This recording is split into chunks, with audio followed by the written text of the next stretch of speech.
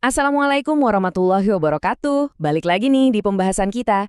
Langsung aja ya, hari ini kita bakal ngebedah sesuatu yang luar biasa banget. Kita nggak cuma sekedar belajar sejarah biasa, tapi kita bakal ngebedah sebuah masterclass kepemimpinan sejati yang benar-benar mind-blowing.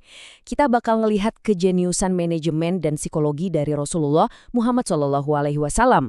Beliau itu bukan cuma seorang pemimpin spiritual yang agung loh, tapi beliau juga seorang visioner dengan strategi kepemimpinan yang percaya atau enggak masih super relevan buat pikiran modern kita hari ini. Sekarang pernah kebayang nggak sih gimana caranya seorang pemimpin bisa ngerubah kegagalan total pasukannya jadi motivasi yang paling membara? Bayangin aja, nggak ada tuh yang namanya mental down atau imposter syndrome. Padahal mereka baru aja kena pukul mundur habis-habisan di medan perang. Ini tuh bener-bener teknik psikologi tingkat tinggi yang udah dipraktekin 1400 tahun lalu. Dan pastinya, ini relate banget dong buat kita-kita generasi muda yang kadang masih sering insecure atau ragu sama diri sendiri. Menarik banget kan? Nah, di sesi bedah materi ini, ada 5 kerangka kerja kepemimpinan dan psikologi yang bakal kita bahas tuntas. Mulai dari pendekatan holistik, motivasi berbasis kekuatan, pembingkaian ulang yang positif, sentuhan emosional dan visi, sampai ke gimana caranya mempercayai generasi muda. Oke, kita langsung masuk aja ke konsep yang pertama. Bagian pertama nih, pendekatan holistik, atau gimana sih caranya membangun identitas lewat sebuah gelar.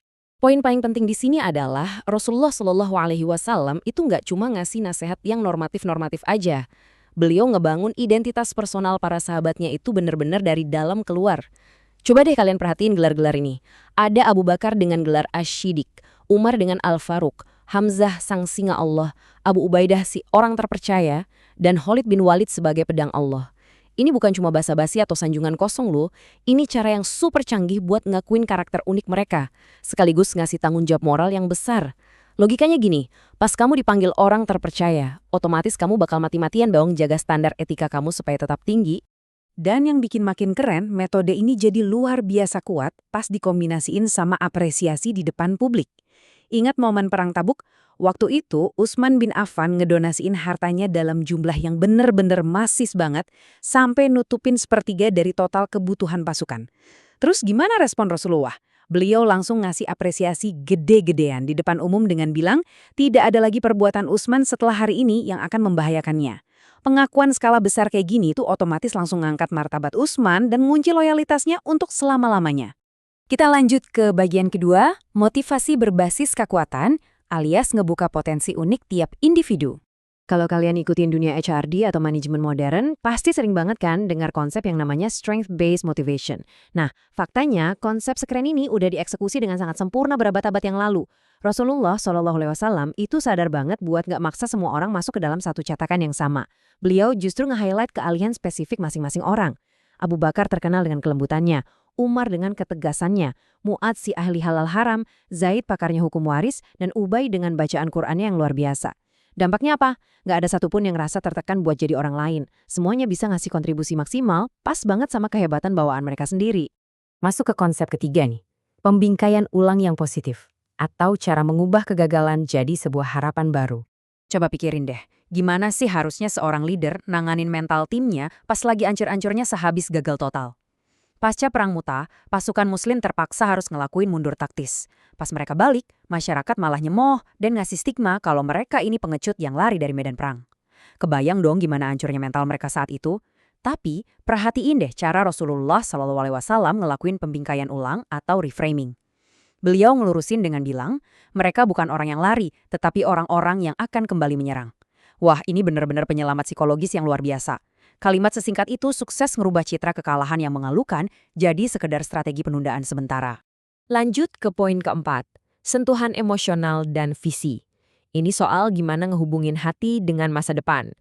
Kepemimpinan sejati itu nggak melulu soal logika yang tajam loh, tapi juga butuh kecerdasan emosional yang deep banget. Ada satu momen di mana Rasulullah SAW megang tangan Mu'adz bin Jabal. Bayangin, ada koneksi fisik yang personal banget di situ. Terus beliau bilang, wahai Mu'adz, demi Allah, aku benar-benar mencintaimu.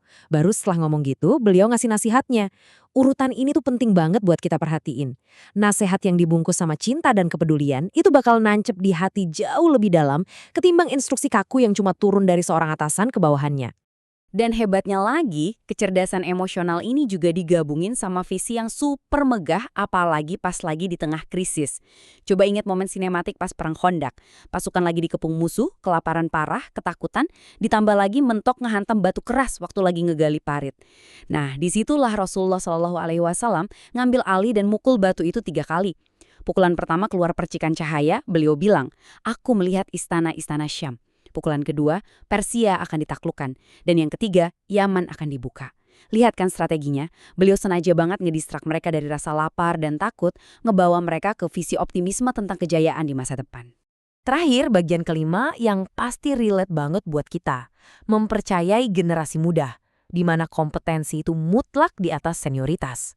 Buat kalian teman-teman Gen Z yang ngerasa lagi butuh-butuhnya ngebuktiin diri, dengerin bagian ini baik-baik. 18 tahun. Iya, di usia yang bahkan belum genap 2 dekade ini, Usamah bin Zaid ditunjuk langsung oleh Rasulullah buat jadi komandan tertinggi, mimpin pasukan tempur yang masif banget. Dan kalian tahu nggak siapa aja prajurit yang ada di bawah komando anak muda ini? Tokoh-tokoh yang paling senior, bapak-bapak bangsa, termasuk Abu Bakar dan Umar. Luar biasa kan?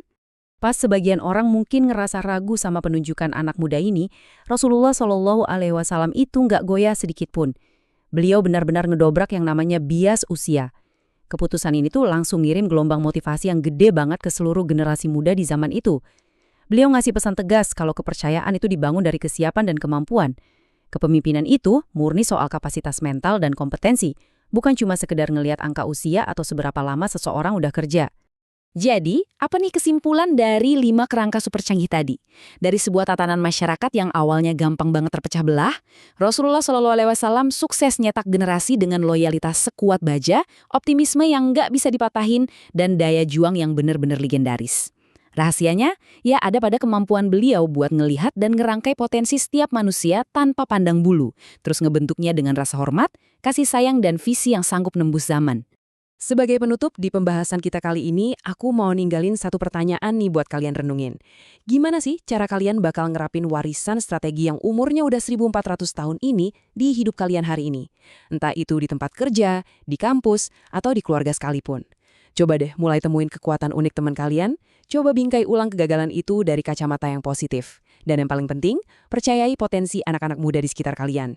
Percaya deh, potensi sejati itu selalu ada dan nunggu buat dibangunin. Asalkan kita tahu gimana strateginya.